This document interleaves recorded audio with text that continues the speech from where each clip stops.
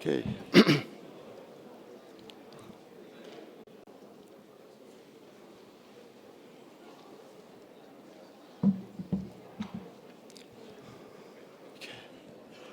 Okay, good morning. Distinguished guests, colleagues, friends, ladies and gentlemen. My name is Bijan Jabbari, and I am the General Chair of the IEEE GLOBECOM 2016. It is the high honor and distinct privilege to welcome you on behalf of the entire IEEE GLOBECOM 2016 team to Washington, D.C. for the 59th Annual IEEE Global Communication Conference. Chairing this prestige conference personally has been special to me. My first IEEE conference paper after my graduation was at IEEE GLOBECOM 1982, which was the first time the conference, in fact, used the term GLOBECOM. And thereafter, 35 years, I was given the honor of being the general chair of the conference. The theme of the conference is freedom through communications, to also reflect the opportunity that we as communication engineers have created for billions of people to seek and keep freedom and ideas of democracy alive. In this conference, we have nearly 2,500 people registered from around 66 countries. And we have contributions from patrons exceeding the expectation. The conference included 910 accepted papers in 18 technical sessions. We had 24 tutorials, and we had 20 workshops. And with the acceptance ratio, in fact, typically below the other IEEE, GLOBECOM, and ICC conferences that Dr. Hellman, the TPC co-chair, will talk about it tomorrow. Success of this conference has been due to teamwork and help from many friends who work hard to bring these organizations together on board, and we are grateful to them. Due to limited time, it is not possible to thank the organizing committee and many in the technical committee and industry committee one by one. But they are the reason for success. In particular, Dr. Paul Kotai, the executive chair, Mr. Jerry Gibbons, the vice general chair, in fact, I need to mention, and I'm truly indebted to Dr. Hellman, the TPC chair, who for his excellent work in technical and, in fact, helping beyond his duty. Hopefully, during the banquet, we'll have opportunity to recognize them tomorrow, and many members of the organizing committee.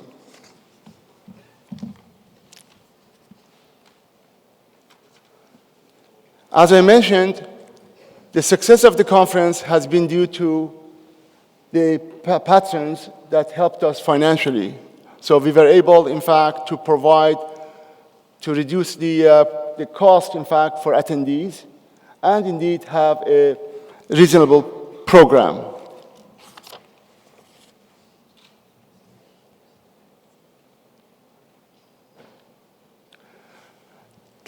I guess by now you know that everything, in fact, is right now online, and you have the app to basically see where either, in fact, on iPhone or on Android system, basically to check to see where the location of each event is, the technical sessions, the industry sessions, and of course the exhibits.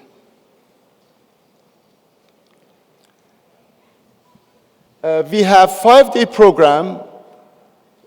Sunday and Thursday are devoted to workshops and tutorials, and the 3 days, Monday through Wednesday, for the symposium and also the industry sessions. We also have the keynote sessions in the plenary panels every day, along with the plenary panel tomorrow in the morning session. This is the highlight of today's event.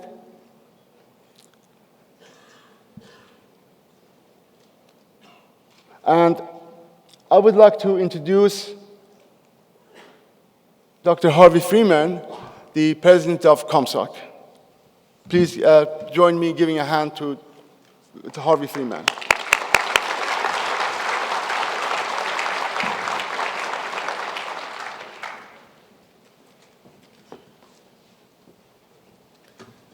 Thank you, and welcome to everyone here at our flagship conference, GlobeCom.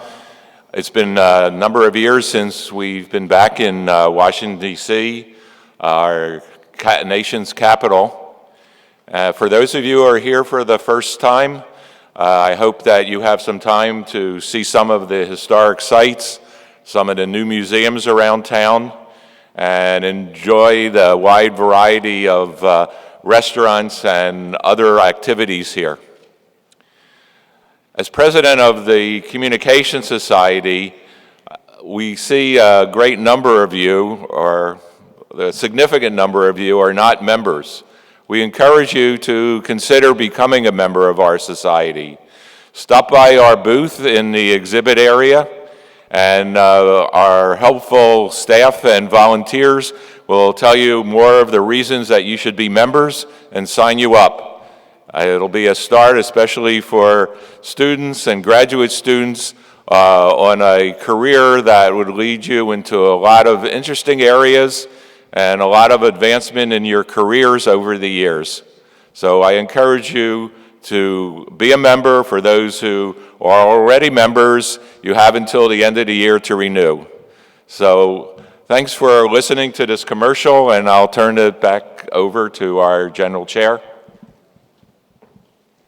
Thank you so much, Harvey.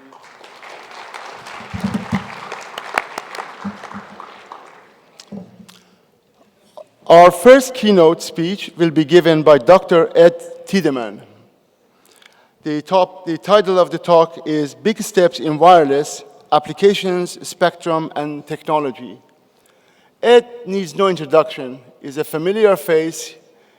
He was the general chair of IEEE GLOBECOM 2015, which was held in San Diego. He is a Qualcomm Fellow and Senior Vice President of Engineering at Qualcomm. He leads Qualcomm activities for worldwide for standardization and industry organization activities. He is known for IS-95. Do you remember IS-95 second generation? In fact, he was one of the key person, in fact, on that. And without further ado, I would like to have a hand for Ed. Thank you. Wow. So, good morning, everyone. Ladies and gentlemen, it's a pleasure to be here at GlobeCom 2016. 25 years ago, I had the opportunity to talk about a very big step in wireless. At GlobeCom 2001, I gave the first major presentation in a public conference on CDMA. So it truly is an historic anniversary. At that time, Qualcomm was a small company. Now we are a very large company and now involved in an awful lot of communications. Could we get to, I need to get to the next slide. There we go. So, while I'm talking here, you probably should take a look at these two photos on the right of the particular slide. One of these is about perhaps one of the first most important steps in communications, happening right here in Washington, D.C. When Samuel Morse, in the Capitol building, you know where that is, a big dome building, demonstrated the telegraph system between Baltimore, Maryland, and Washington, D.C. Morse was interested in communications. He actually was a painter. And the bottom picture here is a painting called the Gallery of the Louvre, where he was attempting to show to American audiences the grandeur of a European painting and art. Another very interesting thing about Samuel Morse was that the controversy around patents and telecommunications started with him. His patent, 1847, was very, very controversial. He was involved in tremendous amounts of litigation and things related to patents. And in fact, his famous Claim 8 was denied by the Supreme Court as he tried to patent all uses and applications of electromagnetic communications of information over a distance. A bit broad, I would say. To bring this all back, and if you have a chance, it is a wonderful building to visit, is the old patent office, which was started in 1835. It is now, interestingly enough, an art museum, including some of his paintings, though not the Gallery of the Louvre. Let's move us up forward here to today to talk about what's happening in wireless. And one of my themes of my presentation here is there is a tremendous amount happening, and there's a tremendous amount coming together at this particular time in wireless. I'm actually going to spend relatively little time talking about 5G NR, next radio, because there's so much of this conference, and there's actually several other people talking in various sessions about this. Okay, but continuing along this, LTE Pro, Release 13 and beyond, is continuing to enhance, and I'm going to talk about a couple aspects of that. I'm going to also talk about multi-fire and the technology of multi-fire, which is essentially being complete just as revision 1.0 right now, which is bringing the LTE to the unlicensed band in what we call standalone operation on the unlicensed band. Another tremendous thing that just happened last month is that IEEE 802.11 completed draft 1.0 of the 802.11ax specification. That is the next big step in Wi-Fi beyond 802.11ac. It is now out for committee letter ballot in draft 1.0. And finally, Bluetooth 5, basically to be made public, I think this month, which is the next big step in Bluetooth technology. In my role of being responsible for standards and industry organizations at Qualcomm, I have an ability to sort of see all this stuff going on. I'm going to talk a bit much more about that. So let me just quickly turn to Bluetooth.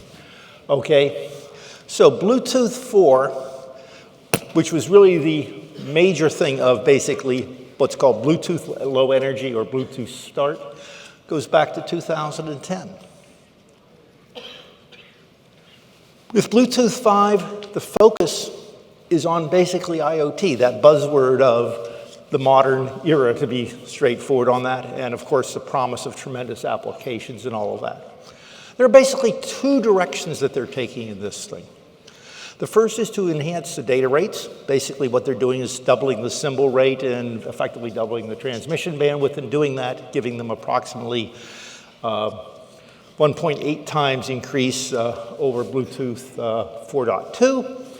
And the second thing is to fundamentally increase the range. They're doing that by two mechanisms. One is to basically add 10 dB more output power, so they're basically matching the Zigbee output power, and also to add forward error correction coding in the form of convolutional codes down to a rate 1/8 code to basically enhance the sensitivity, giving them essentially a 22 dB better link budget, or roughly 12 dB higher range. They're also reorganizing a number of the channels and things like that, which I won't get into. Now, I think most of us are aware of 802.11 technology and the tremendous increase in the number of devices that are happening out there in the home.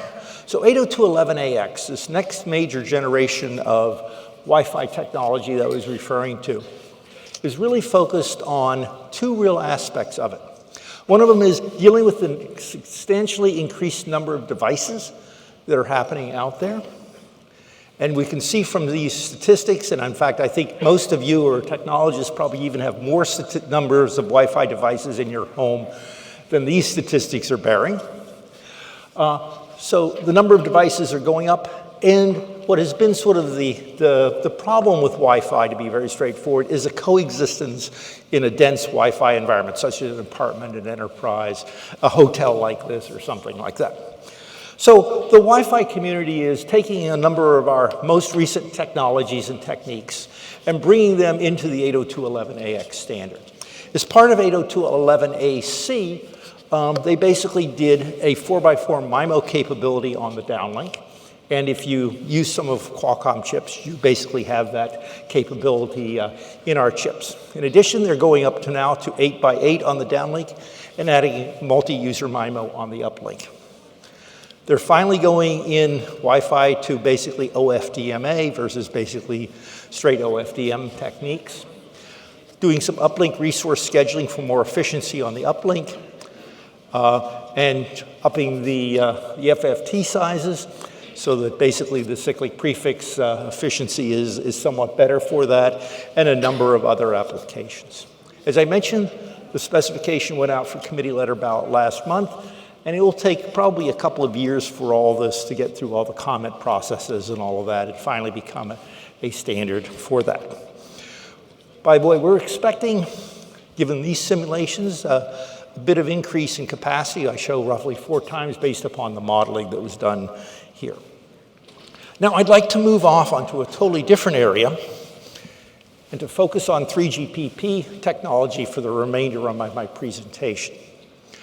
For quite a few years, in fact, from the beginning of when I started in communications, in the cellular communications arena, I should say, we were focused on voice services.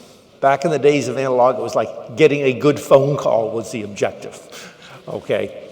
And then we moved into data, such as SMS, MMS, and finally in the 90s, we started moving more into actually real circuit-type data, albeit we really found that data was important when we basically brought the internet out to the phone.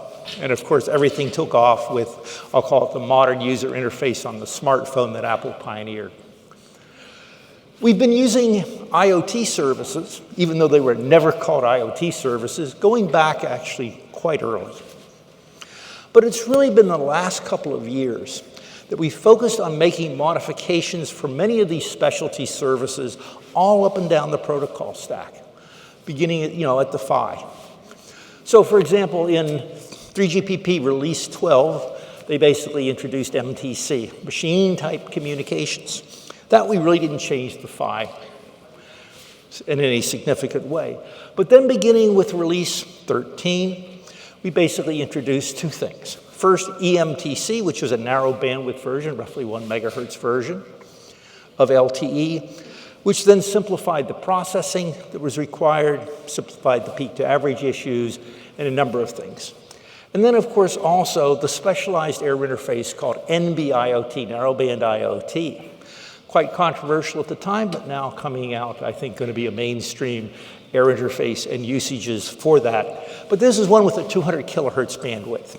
And it can therefore fit in an existing GSM channel. You remove GSM, basically you can put in an NB-IoT channel, or to be able to fit in the guard bands of that. So in a sense, you have like an LTE carrier, and you can slip the NB-IoT carrier right in the guard band, and basically due to the narrow bandwidth of it, basically not exceed the out-of-band emission requirements for the band allocation of the operator, or have significant detriments on as it relates to the existing LTE carriers. I'm going to spend some time talking about auto services and new spectrum types. The other area I'd just like to mention before I go on is the broadcasting arena. As many of you know, broadcasting has been declining, over-the-air broadcasting has been declining quite substantially. And governments and other people around the world are looking for what to do next. And how do we move the spectrum to other uses? I hope that tomorrow Julius Knapp will talk a bit about what's happening in the United States related to the incentive auction, which is trying to convert spectrum from broadcasters to mobile operators. But I'd also like to point out that in the United States, what we have done with the latest revision of the TV standard, ATSC 3.0, is to essentially bring the protocol stack from 3GPP and BMS, which is also effectively what's being used on the internet by people like Netflix and all of that for streaming, into the TV arena. So ATSC3 is basically a modification or a variant of DVB-T2, but with an upper layer stack that's much more modern, internet-centric capability. So we talked a little bit about convergence here in the US. One of the other interesting things that has recently happened in Europe is the Parliament of the European Union has basically sort of reaffirmed that they will continue broadcast TV services throughout 2030 as a recommendation. But it's very interesting. They have also said that we have to look at convergence and shared spectrum aspects with the mobile industry. So the view is that these two industries will be converging, and this is at the European Union level. So enough said on that. Let me move on and directly jump into vehicular communications, what's called V2X communications. This has become one of the hottest topics right now in the industry and receiving a tremendous amount of controversy. And there's a little bit of background. I'd like to talk about the three types of communications that we usually clasp in this. First is vehicular-to-vehicular communication, car-to-car communications. Okay, and this we view as supplementing LiDAR, radar, and computer vision or vision type systems. To be able to do things like look in front of the car in front of you, particularly if it's a truck, SUV or something, which is blocking some of the visual or other techniques to understand what's going on. Long term, for things like dense platooning and things like that, so we get the automobile density, vehicular density up significantly on the highways. Also to deal with bad conditions where some of the optical and other mechanisms do not work very well. And to deal with intersections where you can't really see around the corner well with optical communications. The second mechanism of this aspect is vehicular to infrastructure communications. That communication is going to stoplights, roadside signs, providing the vehicle with information, is the light going to be yellow or such. And finally, vehicular to network communications. Wide area communications, providing situational awareness of what's actually happening. Now, it is our view that the V2V and V2I communications are well suited for the 5.9 gigahertz band, and that the V2N network, rather than deploying an entirely new network, should probably rely upon the public cellular network. Well, back about 15 years ago, for basically an experimental reasons of V2X communications, a version of 802.11 called 802.11a, I should say, called 802.11p was developed. And it's also been called DSRC communications. 802.11p, well, I'll talk about the performance of this a little bit in the next slide.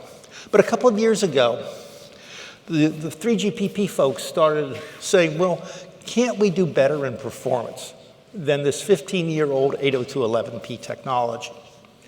And so, as part of release 14, which is formally due for completion basically middle of next year in 3GPP, but the reality is the CV2X portion is getting done about now, is basically made modifications to the 3GPP LTE specifications. A lot of these are based upon some of the concepts that they worked upon several years ago in 3GPP, which are the concepts that were brought in what's called device-to-device or D2D communications, or LTE direct. Okay, so what's happening is now we have a second option for V2X communications in addition to DSRC, or dedicated short-range communications technology. Well, this has stirred a lot of controversy and all because many governments, regions of the world have been thinking about, hey, the technology at the radio level is 802.11p. Well, so from a Qualcomm perspective, we will build whatever the decisions are made. But I should like to note some major steps have been taken, probably at the end of September, in the formation of this organization called 5GAA, 5G Automobile Alliance, which is made up of basically, or was basically formed by, and many, many other companies are joining it right now. But was started by the three big German automakers, I should say Audi, BMW, and Daimler, the three big cellular infrastructure players, and some of the major chip vendors in the cellular industry. And this goal of 5GAA is to work through many of the issues that exist out there in the industry of trying to bring basically vehicular communications actually to market. And I'm talking about vehicular communications beyond V to N, but how all of this fits together. The V to, the V to V communications, the V to I communications, and such on, by basically dealing with trials, test beds, trying to figure out how the technology that's been developed for the upper layer stacks for basically 802.11p basically gets adapted and all that for the cellular environment. So I'd like to conclude by just looking a little bit about the performance of this here in terms of the technology. And these show basically 4 graphs looking at basically the performance of DSRC and LTE V2V technology. Now, there are 2 key things that one has to pay attention to dealing with this type of technology. The first is the high velocities of vehicles, particularly vehicles coming towards each other. Think about the Autobahn in Germany, where people go at very, very high velocities. And the second thing is the exceedingly high density of cars that can exist in several environments. Take, I would say, traffic in Beijing or somebody like Mumbai, place like Mumbai or something like that, where the density, compared to what we have in the US is unbelievable in terms of vehicles. Well, not only do we find higher detection distances with the cellular V2V technology, but what's more important, at a particular distance where you want to be able to reliably signal to, say, an oncoming vehicle, or a vehicle that you're following. You want very, very high reliability of that communications. So if I need to stop, say, within 200 meters, okay, I need to have the communications at that 200 meter point very, very reliable. Enough said. I'd like to move now on to talking about the different types of spectrum that is happening here. And we've traditionally thought about licensed spectrum from the perspective of the cellular world here. But also like to talk about unlicensed spectrum in addition, which has typically been the province of the Wi-Fi things. But more and more, as we're seeing this convergence happening in the market between, I'll call it the cellular operators with using traditionally a 3GPP-based technology and unlicensed technology. And the last part is shared spectrum. And I'm hoping Julius Knapp will talk about the work going on in the US on CBRS tomorrow during his presentation. So I'd like to talk about some of the technologies that are out there today. So as I mentioned previously, licensed technology has been typically the 3GPP, previously 3GPP2 technologies thing. And let me talk a little bit about unlicensed things. Well, unlicensed is really open to any technology, but we've seen typically Bluetooth technology in the 2.4 and gigahertz, and then Wi-Fi technologies in the 2.4 and 5 gigahertz band, and I'm sort of ignoring for now the millimeter wave 60 gigahertz band in my discussions. Okay, now in the cellular arena, for quite a few years, we've had in our phones, basically, we've been including Wi-Fi technology, so when you go into your house or something like that, you connect towards Wi-Fi. 3GPP is part of release, basically developed the ability now to aggregate the two. It's part of LWA, LTE wireless LAN aggregation. And so you can send data basically on the link that's the cellular link, or you can send it on the Wi-Fi link. Very much a dual connectivity architecture, but using Wi-Fi as one such as was pioneered in 3GPP, basically release 12. Now, as part of 3GPP release 13, 3GPP developed what's called LAA, License Assisted Access. This is a downlink capability where basically you put an anchor carrier in the cellular, one of the cellular bands, and then you can use opportunistically, put another carrier effectively in the unlicensed spectrum, basically at 5 gigahertz. Okay, and this uses things, and it's been included things like listen before talk technology and all, and it's designed to be very friendly to Wi-Fi technology so as not to cause interference and all. I got a couple of slides on that later if I have time. And so that's been going on, and then basically with release 14, we've developed the uplink equivalent of that called ELAA technology. In addition, I mentioned earlier that the Multifier, which is an organization that was founded about a year ago by some of the major cellular players, has now developed essentially that technology, okay? And to just sort of give a little bit of an indication of that, let me go to the next slide, which basically can deploy in what we call a standalone mode. And a standalone mode means without having an anchor of such as LTE technology. So it builds upon the capabilities and the technologies that were developed in release 13 for the downlink, release 14 for the uplink, and then adding some extra sauce here to bring it all together to operate with the control channels and all of that in the standalone mode. And that's Multifier. And basically release 1.0 is done, and there will be probably an announcement coming out officially on that relatively soon on that. Just to give you some perspective on the performance of this, we'd like to basically look at the case here. We basically have done a building.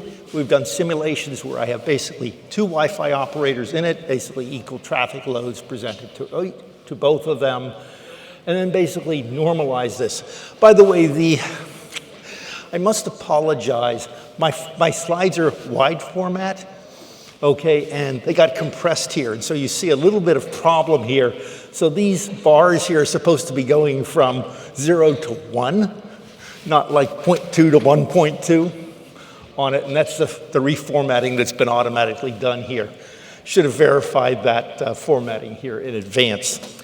But this is trying to normalize the thing. So let's do the following. Let's look at what we do, and by the way, this is 802.11ac is sort of the baseline here. So let's go through in here. Let's just swap all this out with LTE things. And so if we just swap it all out, we see basically the performance going up by a factor of around 2.8 or something like that, okay, over classic Wi-Fi. And by the way, I'm talking about 802.11ac, so it'll be a little bit different with 802.11ax earlier. So we see the capacity go up. And a lot of this is the better, higher performing air interface. And this is because in the LTE region, we've focused a lot, or in the 3GPP region, we've focused a lot on high performance air interfaces, partially stemming from the concept that spectrum was expensive. And you had to pay money for the spectrum as the cellular operators in many parts of the world. That's not true everywhere, but in many parts of the world you actually had to pay money, or spectrum was difficult to get. So it was worth putting the effort and the work to bring a lot of our modern technologies and the best communications principles we knew how to do into the cellular technology. Okay, enough said. But let me look at just the intermixing of the two. So one operator now is Wi-Fi. The other operator is basically Multifier capability. Now we see that due to the better performance, the intermixing actually allows the Wi-Fi users to get higher capacity through. And of course, we get the higher capacity through on the Multifier capability. Okay, let me move off to 5G. And I'm going to essentially conclude my presentation with 5G. And as I mentioned, there'll be several other people here at Qualcomm talking a lot about 5G. And I'd say probably 80% of this conference is about 5G. So I need to not say much, but I'm going to say things from a higher level. I think everybody's probably seen this slide or a slide like it from everything. Everybody puts in it the ITU triangle, saying our 3 big services are mobile broadband, or what 3GPP calls EMBB, or massive MTC, machine type communications, massive IoT, or finally ultra-reliable, low-latency communications. From our perspective, we visualize that 5G covers all bands. We talked about the auctions here in the United States, basically at 600 megahertz. These may be based upon the time frame of the auction completion, roughly the 3-year time that will be to basically convert the spectrum and redeal with the spectrum, may be quite prime for 5G deployments. Of course, we've talked a lot about 5G deployments in the mid-bands from 1 to 6 gigahertz. People are looking a lot at the 3.5 gigahertz bands in parts of the world, not necessarily the US, where it looks like it's going to be LTE-based technologies due to the availability and the time frame of that, but also the 4 gigahertz. And then, of course, the millimeter wave, which opens up a totally new opportunity with lots of bandwidth, but lots of challenge on spectrum. I will skip over this part of it, but I'd just like to talk a little bit about sort of where 3GPP is going here. 3GPP, as I mentioned earlier, is in this massive project right now. It's actually in a study item phase, which is pre-normative specification phase to define basically NR. As of now, the current plan is to move from a study item phase basically to a work item phase next June, with basically following September, basically have the spec completed for the very first version of it. Now, we expect the very first version, due to the time pressures and all of that, will basically just focus on license band operation, both in conjunction with LTE. So LTE is sort of an anchor, okay, and the NR is an auxiliary carrier, and what we call standalone, which is basically the ability to operate independently on the NR thing. One of the interesting things out there is there's a lot of interest in actually also accelerating by moving things up. So next March, there's going to be, I'll call it a temperature check in 3GPP on how well the study item has gone.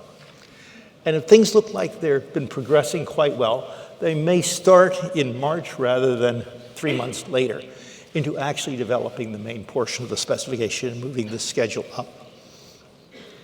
I would also like to point out 2 other things that have been happening in the industry, which have created a lot of controversy. And this is the Verizon activities around what we call the Verizon 5G Task Force. And Verizon has an interest in basically providing the last mile, as we say, to replace the cost or the very big expense of putting fiber underground or fiber that with millimeter waves. The reality is it'll be maybe a few hundred meters. So they have created a set of specifications for that, which you can find on the web. Furthermore, Korea has very much of an interest in demonstrating 5G at 28 gigahertz for the 2018 Pyeongchang Olympics. And so KT, with a number of vendors, have created another specification, what we call the KT-SIG. Now, we as Qualcomm have announced chips, what we call the X50 chip, for this particular, for both Verizon and KT, to support 2 major customers. But we also focused, and our primary focus is on the 3GPP NR technologies moving forward, okay? And that's where our current focus will be, more later. So I'd like to end and thank you all, and just to point out, Qualcomm has a lot of demos. We don't have any of them here, but if you come to many of the upcoming shows and things like that, you'll see the demos of the various forms of 5G technology, both millimeter wave and the lower frequency band technologies, as well as some of the work that's going on the shared spectrum technologies and advanced shared spectrum for future uses. Thank you all very much.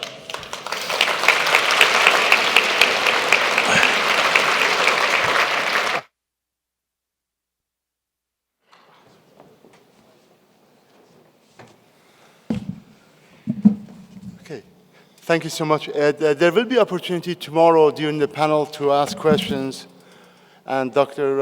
Ed Tiedemann would be on the panel. So Okay. I just wanted to present Thank you. Ed with a plaque, please. Somebody there with the, yeah, the photo. Ah, thank you, Bijan. Thanks so much. Thank you. Great. Oh, sorry. I don't want you to kick that over. Okay. Our next talk will be given by Dr. Vahid Tarokh, who is a professor in applied mathematics at Harvard. He's a close friend, and every time I call him, he is on his way to get an honorary degree, doctoral degree. So anyway, Vahid needs no introduction. The previous one? Correct. He will be talking about multimodal data, computation, and communications. Vahid is best known for his work, his fundamental work in space-time coding, which was an enabler for MIMO, multiple in, multiple out. His area of research, in fact, is in the applied and computational mathematics. He has been at Harvard over 15 years now. So without further ado, I would like, in fact, to ask him to proceed to his talk.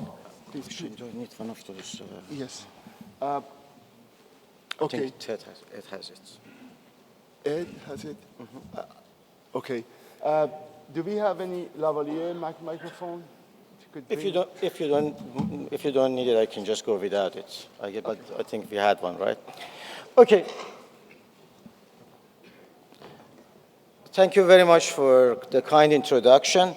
So I'm going to motivate my talk with the Internet of Things. And the history of it, of course, comes from, just like Internet, from Army and Department of Defense, from the network-centric warfare technology. And there were all of these ideas about putting sensory devices and gadgets on soldiers and in battlefield. And this emerged and little by little led to the concept of IoT. And now it's further enabling the military organizations to use these COTS to actually create a more advanced version, the battlefield Internet of Things. And at least the Assistant Secretary of Army says that we are going to have connectivity everywhere, from munition to weapons, robotics, vehicles, and wearable devices. So there are, of course, multiple forecasts on the growth of Internet of Things that necessarily don't match each other, but both of these forecasts are more or less saying that there is going to be a lot of sensory devices, a lot of devices. And these sensory devices are becoming smaller and smaller. So in the bottom, I have some of the gadgets that we are building and at my lab and doing robotics and brain computer interfacing with them. At the end of the day, sensors don't even need to be physical gadgets. I think about the price of a stock as a sensor. It's the way that the market senses the value of a company. So it's not just going to be the physical sensors that you see. There will be a lot of data all over. And what we are interested in is essentially modeling and representation, inference, prediction, detection of rare events from this data. And our applications are command and control. And by control, I don't mean control channels, I mean control of gadgets to do things. Decision-making, communications, and semantic understanding and perception building. And these are all things that I think IoT and the battlefield IoT will enable in future. There's a lot of talk about big data. Of course, there will be big data. And the good thing about big data is that if you prove a theorem that is asymptotic, at least you can start to think that it may actually apply. But there will be also a lot of small data, and that is an area of interest. When the adversary, for instance, North Korea is there, you don't have much information. In that cases, you have to think about the sparse data and small data and how you can predict from that. Of course, from big data, you will have different challenges. Storage, processing, communications, how to deal with these things and how much energy the sensory devices would have. All of these things are important. So given the difference and variety of different sensing mechanisms, what we are interested in, and my team are doing right now, are developing domain-agnostic methods. Methods that you can actually transfer from one domain, maybe biological, to environmental, to financial, and apply it to the data from sensors. And we believe that it actually could have impact both on communications and computation. So let's talk about a little bit about the impact of such models on communication. Well, first of all, if you have massive data, if you model it correctly, then you don't have to transmit as much. In fact, there are ideas like LPC, that more or less implement something like that. But if you have a much more complicated model, and this model actually captures the essence of data, you could just send the model, the parameters of the model. So also, when you have a distributed setting, understanding the distributed data, the dynamics of it, could have implication on protocol building. Let's look at this scenario that you have a bunch of radars that are looking at an adversary's airplane. Each one of these radars is seeing something, but it doesn't mean that what they are seeing are totally uncorrelated. So if they could be networked or they could hear each other, and if one sends a model, would the others need to send the same thing? How would that change the communication? If everybody waits until the neighbor sends, given energy limitation, nothing may be sent. So therefore, there will be new protocols that, depending on the correlations of this data, the models that you make could make sense to build. In a multi-layer network, which is typically where you have a commander and a bunch of low-level agents, there will be questions about who should do the computation. Should the low-level agents with limited resources, sensors that have little energy and probably limited communication do the computations? Or they should send it to the intermediary nodes and the data could be processed there and more and more to the center. So there would be a trade-off between communication and computation in such networks.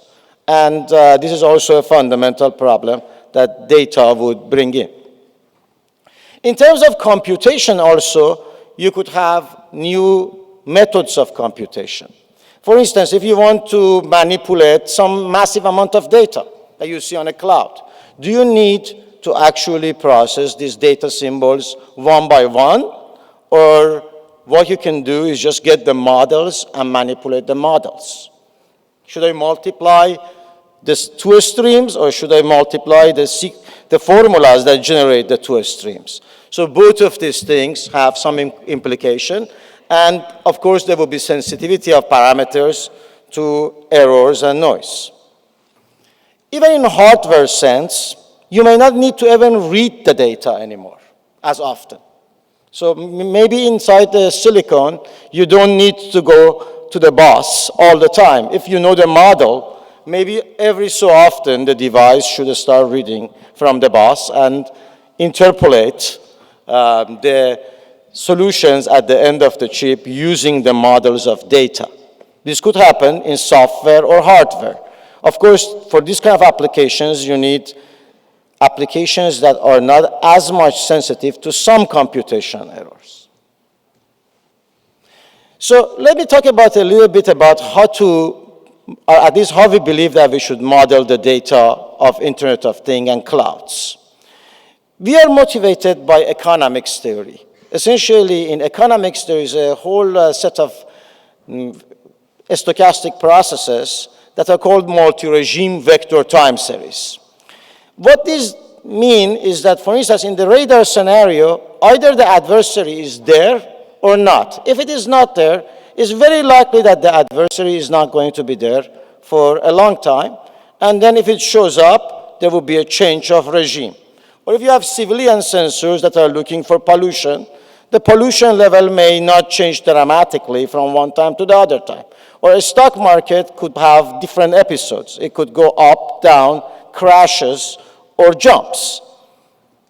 These are all examples of data that have multiple regimes. Seizure is the same way. Your brain waves have a mode of non-seizure, and so if, God forbid, there is a seizure, that will be a change of regime.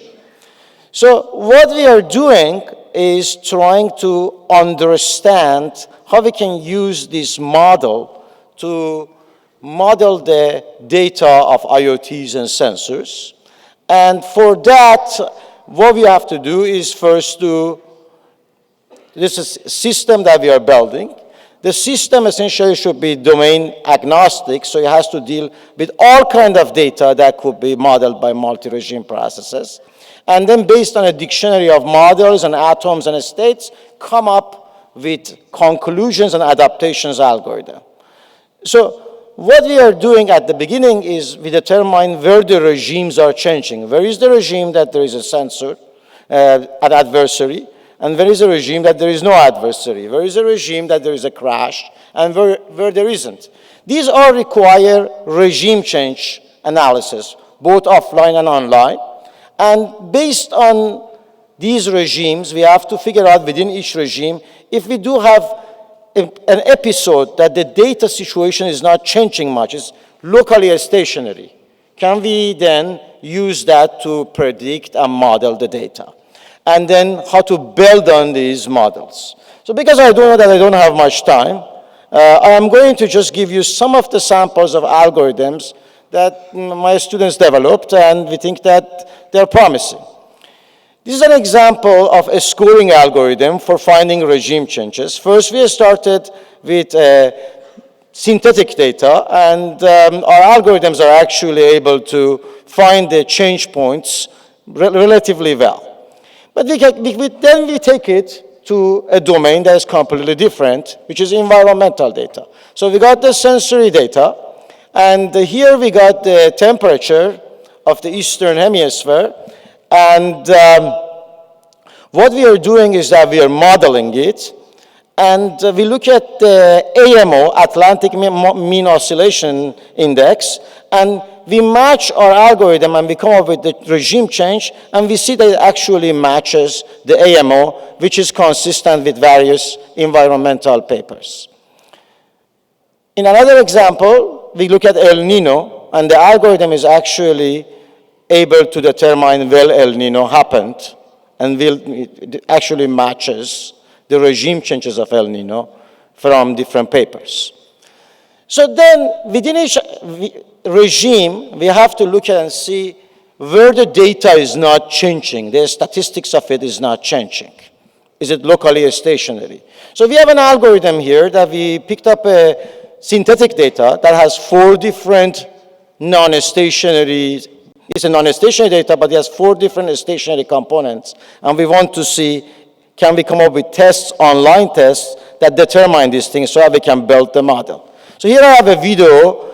As the data comes, in the second column there, and in the left column there, you would see that the window of stationarity is going to be changing automatically using a test that we built. Can you run this video, please? So as you see, the data is coming, and the window is being adjusted. And what we have is essentially we can track using our algorithms when the dynamics of data is not changing. So we take the algorithm when we apply it to gold and silver data, and we take the extreme points away. And what we see is that ignoring market psychology, the events that are based on news, the prices of gold and silver are stationary for about 1 month, roughly. So we can write mathematical equations, models that give this kind of, formulas that predict the prices, or for transmission of prices, you could have less data. So here is an example that is more complicated. We have a model that is nonlinear, and it changes, there are like not 2 time series. One changes between time 500 from one model to another model. In one model, noise is Gaussian, and in one model, noise is uniform.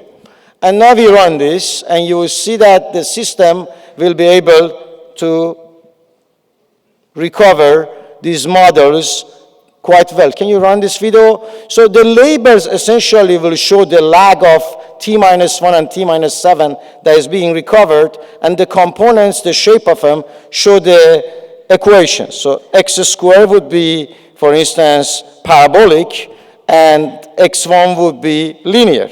So we see that once the system changes mode, it would take some time to recover, but in real time, we could actually recover and analyze the data. Models like this, if you can extend them to all kinds of data, could actually be used to manipulate internet data, Internet of Things data in future.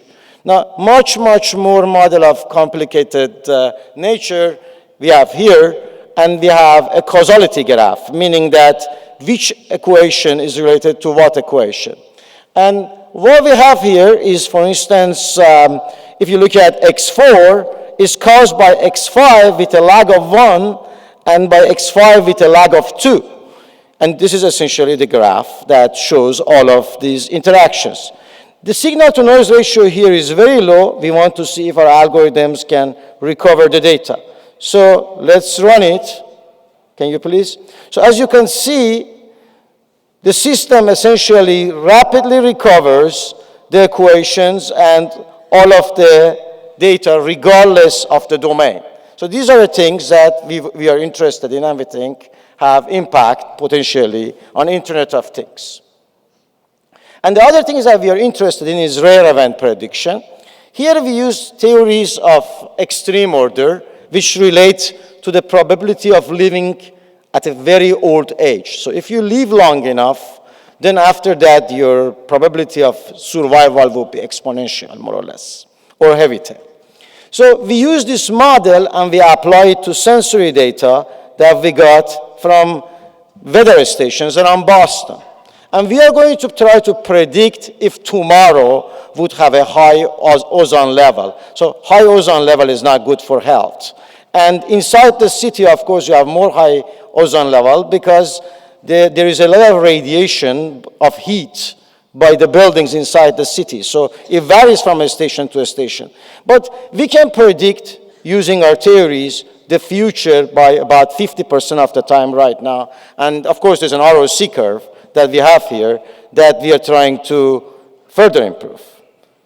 So I'm just going to conclude in the interest of time. So first of all, we'll have the potential emergence of IoT that could create a large amount of multimodal data. It could be both big or small. Data will be non-stationary in most cases. Therefore, you need new theories. So our belief is that vector regime processes, multi-regime processes, are actually the right model for the future IoT data. So, of course, if we understand the data, it can have mutual interaction with communication, computation, hardware protocols, as I pointed out. And I discussed some of these interactions and provided some examples. So I'll conclude here. Thank you.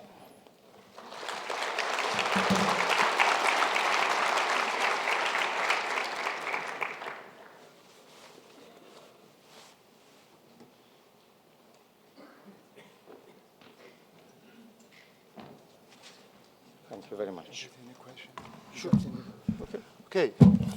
Since there is time, maybe we can have one or two questions, if there are questions on the floor.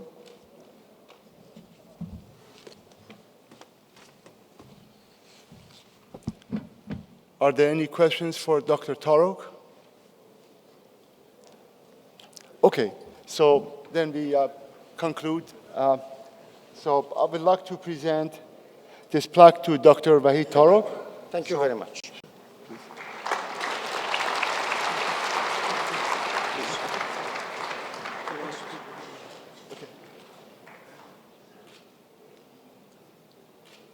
Thank you very much. Thanks so much.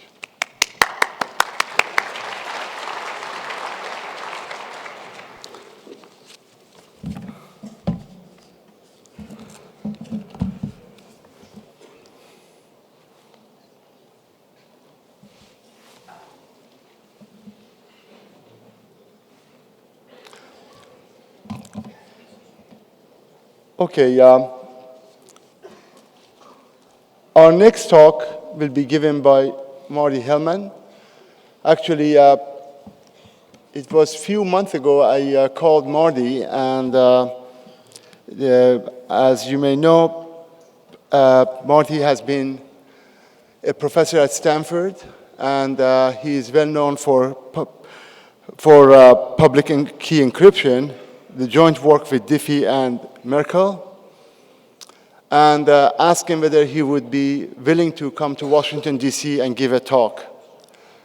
Of course, we had a discussion because when I was a student, in fact, doing my master's and PhD, I would always go to his office in Durand Building and pose questions, have technical discussions. So he's really a mentor for me. A professor, I took courses with him, and basically a mentor for me. And at the end of the discussion, he will always try to tell me what he was working, trying to solve the problem of nuclear deterrence and other issues, very interesting issues and so forth. So Marty has recently been awarded, along with Diffie, the ACM Turing Award, and he's using half of this money, in fact, half of the almost $1 million prize, to publicize the ideas in the book that he and his wife, Dorothy Hellman, have written. And the book, in fact, you can find the link to his book, A New Map for Relationship, Creating True Love at Home and Peace on the Planet. You could see the URL, in fact, on his bio on the website. And in fact, he mentioned to me that you could, in fact, find some stuff related to encryption in this book. So it's I would highly recommend at least you take a look at the book and read it. So the title of talk of Marty will be on implementing strong cybersecurity. Dr. Martin Hellman.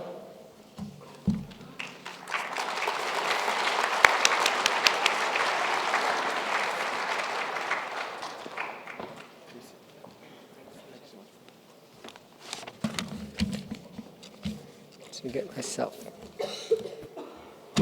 That's not going to work. Well, thank you, Bijan, and thank you all for coming to this keynote session. As Bijan indicated, when he called me a few months ago asking if I could come to GlobeCom, I said I had a problem because the book that my wife and I had just finished, and we're using my half of the $1 million Turing Award to help get these ideas out, I had to focus there. But as it was pretty easy for me to see a relationship between the book and the material that you're interested in for GlobeCom. And it has to do with the fact that implementing strong cybersecurity depends as much on government regulations as it does on the technology. And so while I'll talk primarily about cryptography and the history, you'll see woven through it conflict resolution, which is the fundamental idea behind this book. Conflict resolution at the interpersonal level using my wife's and my marriage is the example, how we went from being madly in love when we met 50 years ago, last June, to being headed for a divorce 13 years later, to being madly in love again. In fact, we haven't had a single fight in 15 years, which I didn't think was possible. But you'll see that that figures in terms of the fight that I had with NSA back in the 70s and early 80s, and I think it figures in today as well. So there's a battle going on over exceptional access to encrypted data today with law enforcement agencies, not just in the United States, but internationally, claiming that they need what they call exceptional access to encrypted data when it's on the devices like the iPhone that the San Bernardino shooter had in encrypted form, and when it belongs to lawbreakers. So I've been involved in two previous battles involving strong encryption that bear strong similarities to the current one.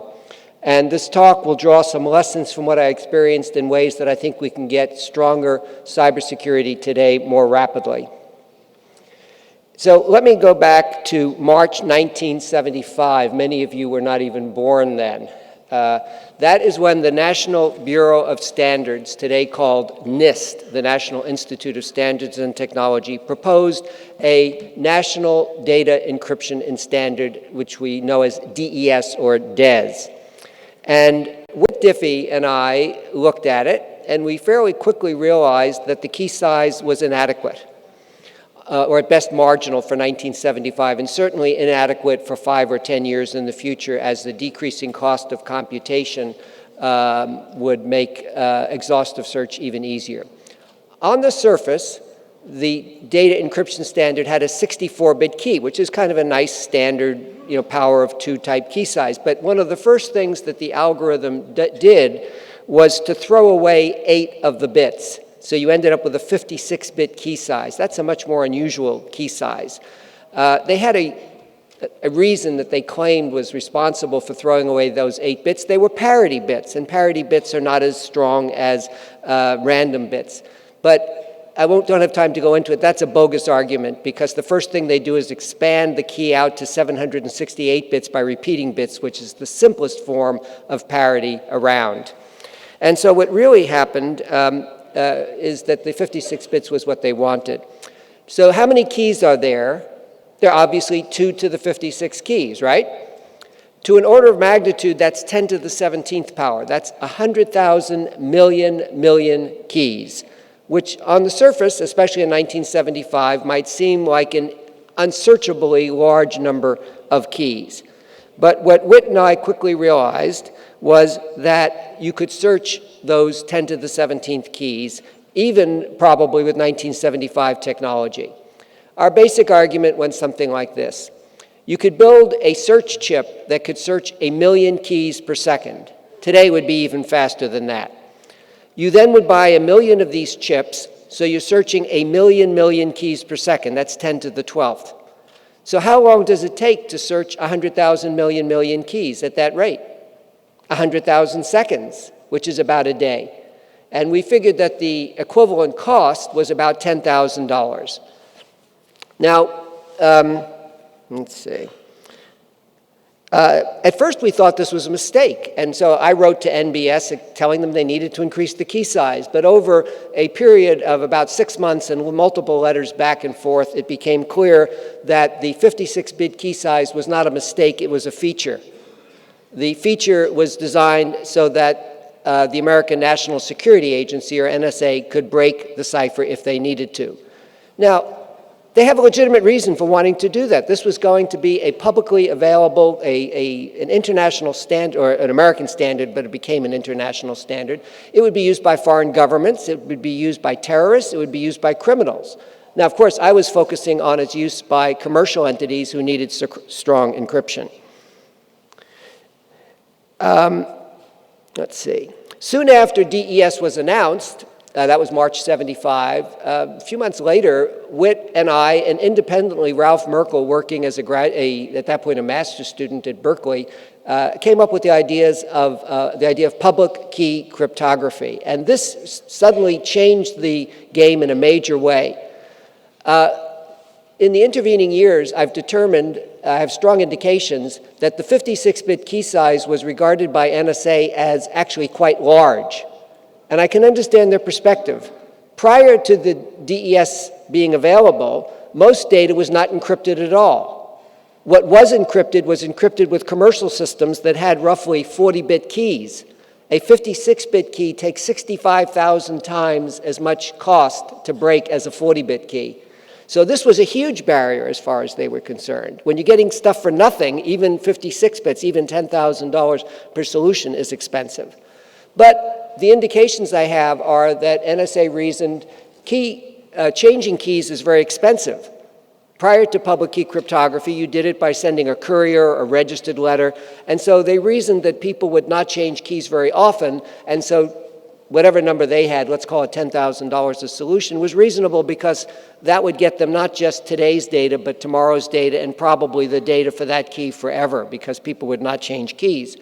But with public key cryptography, the cost of changing keys became minuscule. You could change keys every day, every hour, every minute, even every few seconds if you wanted to. And so suddenly 56 bits became a large barrier. The DES key size fight, and it did become a major battle, led in January 1976, about 9-10 months after the announcement of DES, two high-level NSA employees flew out to California specifically to talk with me and WIT and to try to get us to be quiet. And when we met with them, what they said was, and this is almost an exact quote, "You're wrong. That is, we're wrong about the key size being too small. But please be quiet. If you keep talking this way, you are going to cause grave harm to your nation's security." So that night, I went home to try to figure out the right thing to do. I had been preparing up for a battle because it became clear we needed to fight them politically, we needed to fight them in the press. And so was I still going to do what my intellect had previously told me, which was to go public with this problem and try to get congressional hearings and major media coverage, or should I do what these NSA employees were telling me and be quiet? Well, as I sat down to figure out the right thing to do, and this is a story that I don't have time to go into detail, but it's in chapter 2 of this book that Bijan mentioned, A New Map for Relationships. The idea bubbled up, it popped into my head. Forget about what's right and wrong. You have a tiger by the tail. You'll never have as much chance to influence the world, to be famous or infamous. Run with it. Now, at the time, this was a horrible thought. I mean, here I just had two people telling me I was going to cause grave harm to my nation's security, and I should go with it independently of whether or not that goes on. And this is what I call a shadow motivation. In psychology, there's something called our shadow sides. They're the sides of ourselves that are so socially unacceptable that we cannot admit them to ourselves, even at a conscious level. But at an unconscious level, they run us around. And you'll see in the book, one of my shadow sides was being an arrogant Jewish professor from New York. Well, there's a fine line between arrogance and courage, and I don't have time to go into that here. I mean, taking on NSA took a certain amount of arrogance or courage, depending on your perspective. So what usually would be a shadow motivation that I wouldn't even be consciously aware of had somehow bubbled up to the surface. And I liken this to in a movie. You know how in a movie they often show an actor with a devil on his shoulder whispering in his ear, telling him to do something bad? Well, that was the devil on my shoulder. Now, back in January 1976, I thought that I got that devil off my shoulder. But 5 years later, in 1981, I realized I had fooled myself. What happened, I was watching a video documentary about the making of the first atom bomb. It was called Day After Trinity, because Trinity is the name of the test site in New Mexico where they did the first test of an atomic device in July 1945. And I don't have time to go into the details here, but again, it's covered in the book. And even better, you can buy the DVD, and the Day After Trinity DVD on Amazon. They interviewed they interviewed a number of the scientists who'd worked on the Manhattan Project, and they asked them for their motivation. Why did you work on this horrible weapon of mass destruction? And they all get excited, and they say, Nazi Germany. The nuclear fission, had been discovered in Germany in 1938, if I remember, by Fish and Hahn.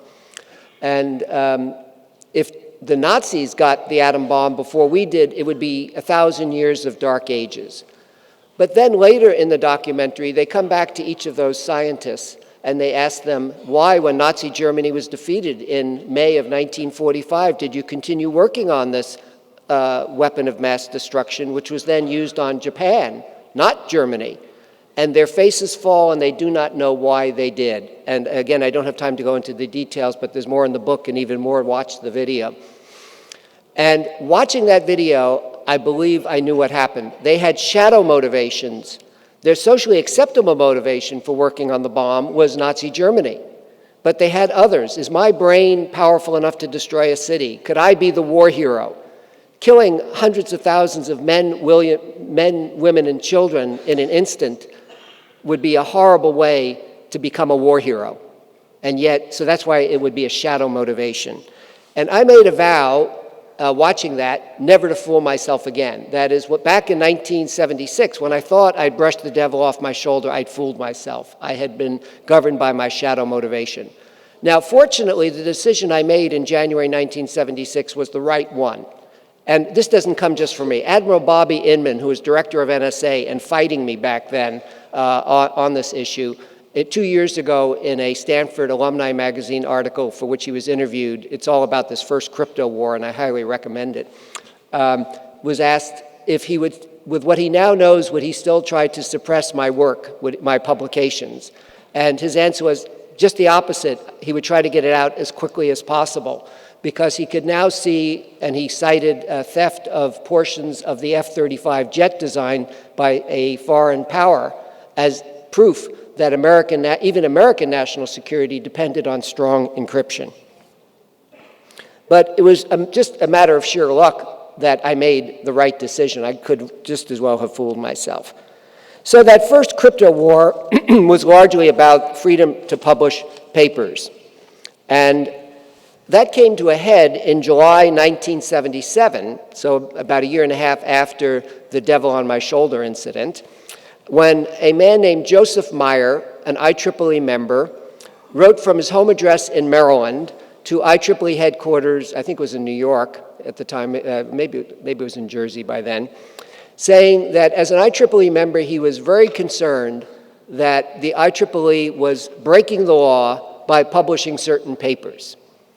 Now, a very interesting thing goes on here. When people talk about cryptography, at least in those days, but I suspect it's still true today, they talk in code.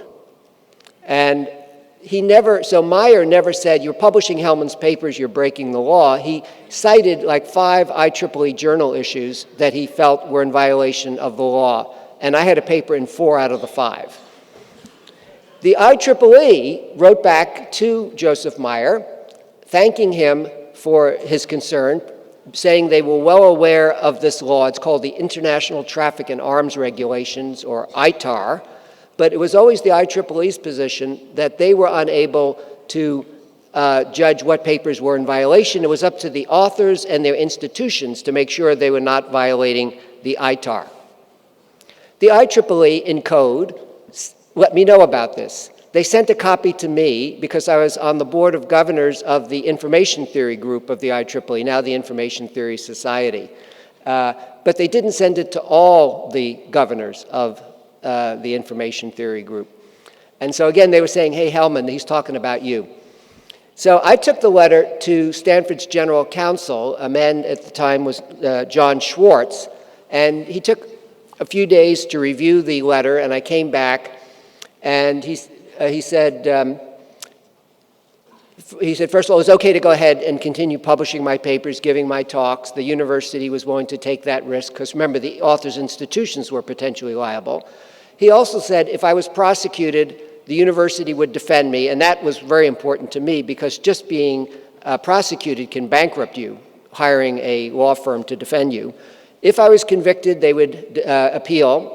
But then his last words, as this part of the conversation, but I have to warn you, if all appeals are exhausted, we obviously can't go to jail for you.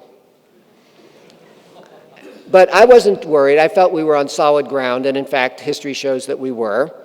But Schwartz also recommended that several months from then, in October 1977, there was an international symposium on information theory sponsored by the IEEE at Cornell University in Ithaca, New York. And I had 2 papers there, one with a student, Steve Polig, and another with Ralph Merkel. And I had planned for the students to go with me to the conference, to the symposium, and to deliver the papers. John said, I strongly recommend that you, meaning me, give the papers rather than the students, because a newly minted PhD's career would be greatly inhibited by a multi-year court case, which didn't happen but was a risk at that point in time, whereas I was a tenured professor, my career could withstand a case like that. So I went to the students. I told them I was happy to give the papers. I felt comfortable with Stanford's financial backing. The students initially very bravely said no, they would give the papers anyway. But a week later, they come back to me and they say, our parents are giving us a really hard time. they're really worried. So why don't you go ahead and give the paper? So when it came time for each of the papers at Cornell, I went up to the podium with the student, and everyone knew what was going on, so I could use shorthand. I said, normally Steve or Ralph would be giving this paper, but on the advice of legal counsel, I will be giving it instead. But I want the student to get the credit he deserves, and so even though I will be the one speaking from all perspectives except legally, I want you to consider the words coming from my mouth as if they're coming from his. And of course, the students got more attention, more credit that way than they ever would have if there hadn't been this problem. Now, an important thing to notice here is NSA and I were fighting this out in the press. And in fact, NSA was never doing it directly. It always came from letters from home addresses and things like that. And that's a very bad way to communicate. So in fact, freedom through communications, right? One of my favorite quips is from George Bernard Shaw. The biggest problem with communication is the illusion that it has happened. And so we need to, if you're going to have any hope of communicating, you need to talk directly and you also need to listen. In the mid-1990s, so first of all, 1978, so about a year after the Cornell conference, I get a call from NSA headquarters. Admiral Inman, then the director of NSA, is going to be in California, and he would like to meet with you. Are you willing?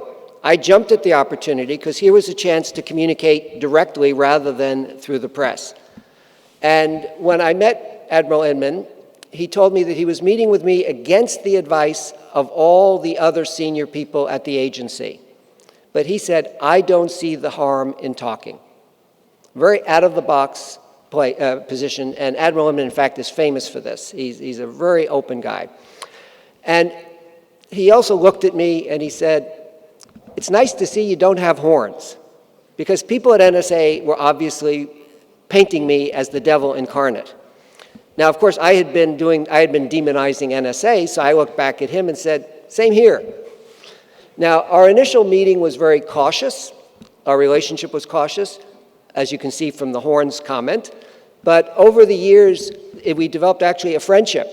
And that was important because it allowed us to resolve a number of issues and, in fact, to improve cybersecurity for the American public and for the world in very major ways by talking and by getting to know one another. And I think that's what's needed today. And specifically, in the mid-1990s, Congress asked the National Research Council, the American research arm of our academies of science, engineering, and medicine, to undertake a study of American cryptographic policy and particular export restrictions. And this committee included privacy advocates like myself. It included representatives from industry like Raymond Ozzie, who had just designed Lotus Notes and later became Microsoft's chief software architect, replacing Bill Gates, represented the tech industry. And we had Benjamin Civiletti, who had been Attorney General under Jimmy Carter, representing the FBI and law enforcement's interests. We had Ann Cara Christie, a former deputy director at NSA, representing NSA's interests. And by talking, but even more importantly, listening, our committee, and also by putting aside our prejudices as we came in, we were able to reach unanimous conclusions that greatly loosened the export restrictions. And so that's an important thing. I was the hero in the press in the 70s, but we didn't have strong encryption. If we want strong encryption, we have to want more than good press coverage. We have to want to talk. Now, cybersecurity often depends more on government regulations than on technology. That was true then, and it's true today. And so I've been saying for a while that the FBI and the tech industry, the privacy advocates, should be talking. And the same is true in the European Union and other places where the legislative bodies are trying to implement exceptional access. And when I got back from Vienna at the end of October, having just given my Turing lecture, I decided I should actually do what I was saying. And so I've started putting out feelers to the FBI in particular to see if we can start an off-the-record conversation to try to get to know one another and really discuss what is best for the nation rather than fighting it out in the press. Those of you who are from other countries, I would encourage you to do a similar thing in your own nations. And if you're in the United States and you have people that you think should be involved in this, please get in touch with me. there's an email address that you can use that's on my Stanford website. Because we really need to find ways to get past posturing and really get better security for the public as a whole. Now, you might say right now we have good security. In the Apple FBI situation, Apple has basically prevailed at this point. But we have a new administration coming in this country and a Republican-controlled Congress, which has been much more on the side of law enforcement than on the side of the tech industry. And I don't think adequately understands the technical limitations. So the importance of doing this is even greater now than it was a month ago. So with that, I will stop and thank you for your attention.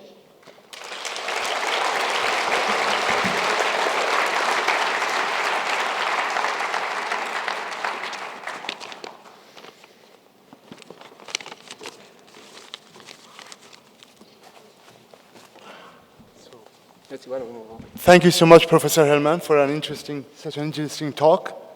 So I would like to present to you the plaque from the IEEE Communications Society for this excellent keynote speech.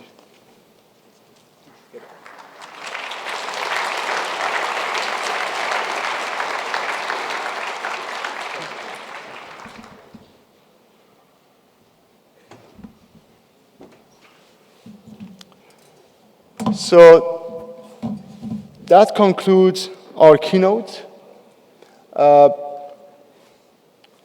So the next session, in fact, will start at 11:15. There is coffee being served, in fact, outside. Thank you so much for attending this keynote speech session. Thank you.